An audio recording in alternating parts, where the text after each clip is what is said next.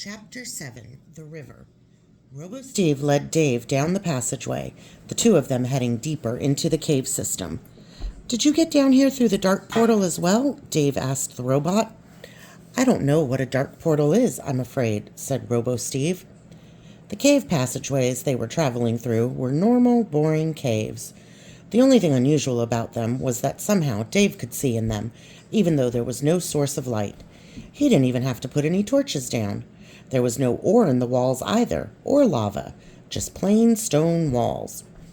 They walked on for ages, going further and further down into the caves. As they walked, Robo-Steve and Dave chatted. Dave told Robo-Steve all about his adventures since he'd left New Diamond City, and Robo-Steve told Dave all about what he, Alex, and Professor Quigley had been up to in the city after Dave, Carl, and Porkins had left. The funny thing was, none of Robo-Steve's stories seemed to take place after Herobrine's escape, and when Dave asked him about it, Robo-Steve always changed the subject. "So, Alex is doing okay then?" Dave asked. "She is," said Robo-Steve. "She was always a great warrior, but now she has become a great leader as well. She has her own squad of soldiers, and she's led them in many battles." Dave was surprised to hear this. The Alex he'd known had been great at fighting, but a bit scatterbrained. It seemed like she'd really changed. Finally, Dave could hear a sound up ahead. At first, he couldn't work out what it was, but then he realized it was running water. He and Robo-Steve walked out of the narrow cave passageway and found themselves in the biggest cave Dave had ever seen. The roof of the cave was so high that there were clouds, and a huge river flowed through the middle of it. The river was so wide that Dave could barely see the far side, and some of the cave was hidden behind ranges and mountains. "This cave is so huge that it has clouds and mountain ranges," Dave thought in amazement. Robo-Steve led Dave over to the river.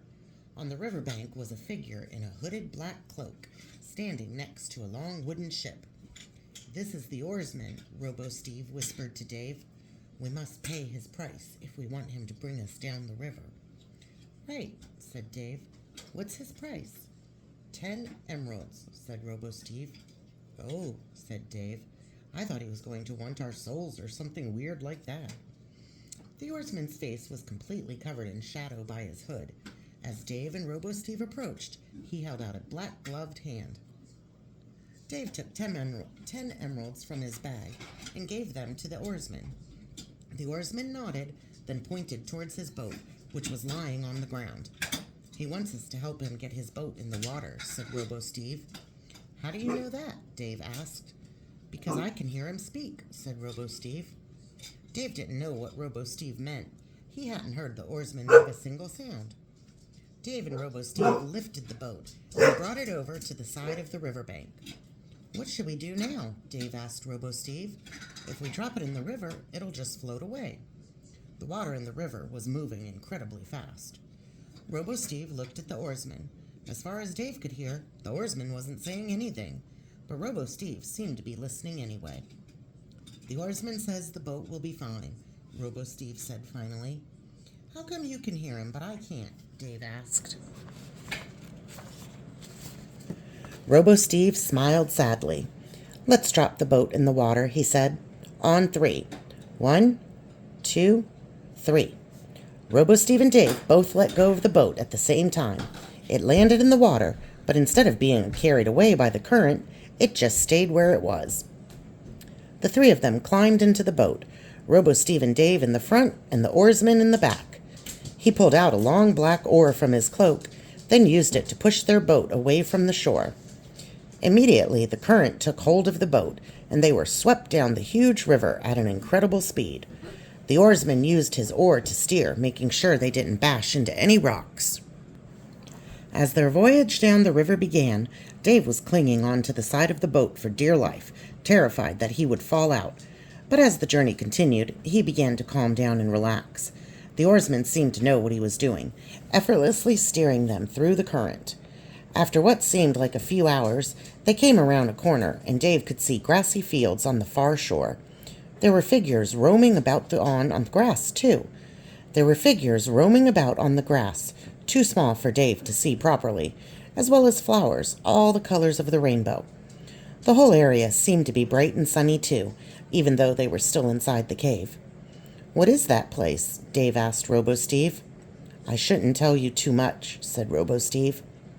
"This whole place is, well, this isn't usually a place you get to see until after you die."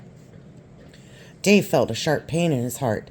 He'd suspected that this place they were in was some sort of afterlife, but that meant that Robo-Steve... "Are you dead?" Dave asked. "Yes," said Robo-Steve. He seemed perfectly calm. "How did it happen?" Dave asked. "Herobrine slew me when he escaped," said Robo-Steve, talking about it as if he was talking about something normal, like the weather. "Wait," said Dave, "but you're a robot. Surely Professor Quigley could just move your robot brain into a new body or something." "Unfortunately not," smiled Robo-Steve. "Ripley built me to be as realistic as possible. When Herobrine struck me with his sword, he damaged some of my vital components. So yes, I am dead." "How can you be so calm about that?" said Dave, feeling annoyed. Robo-Steve gave him a confused look. "All living things die," said the robot.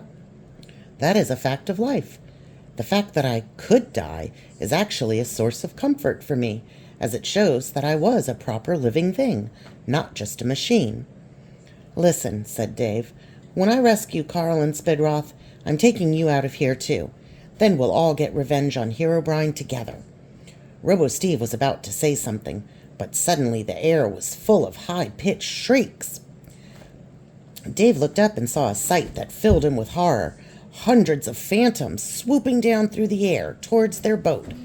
Dave pulled out 2 crossbows, handing one of them to Robo-Steve. "Does he want one too?" Dave asked Robo-Steve, looking at the oarsman. "He says no," said Robo-Steve. "He says the oar is his weapon." The phantoms dived towards the boat. Dave and Robo-Steve started firing at the phantoms with their crossbows, but there were too many of them. Then, swoosh! The oarsman twisted his oar in the water, and the boat dodged out of the way. The phantoms had been swooping down so fast that many of them plunged into the water before they could change their course, and the ones that went down into the water didn't come up again. The rest of the phantoms changed direction, flying after the boat once more. The oarsman turned back and forth, doing his best to dodge the phantoms, and Dave and Robo-Steve kept firing at them with their crossbows. "The oarsman says we're going to have to go faster," said Robo-Steve. "You might want to hold on to something." Suddenly, the boat began to zoom through the water at an incredible speed. Dave put down his crossbow and grabbed hold of the side of the boat, and Robo-Steve did the same. Dave turned around and saw the oarsman rowing so fast that his arms and the oar were a blur. Behind them, the huge cloud of phantoms were still in pursuit, but they were getting farther away every second. "We're losing them," said Dave happily. They were traveling down a narrower part of the river now, with sheer rock cliffs on either side and lots of twists and turns. It looked as if they'd finally lost the phantoms, but then Dave heard a shriek above them. Dave looked up and saw a lone phantom diving down through the air towards their boat. "I got this," said Dave. He stood up, aimed his crossbow, and fired. The arrow struck the phantom between the eyes. The phantom shrieked and tumbled through the air. Dave jumped backwards out of the way as it smacked into the deck of the boat before disappearing with a poof. The phantom hitting the deck made the boat rock, and suddenly Dave lost his footing, falling backwards. "Help!" he managed to yell before falling backwards over the side of the boat.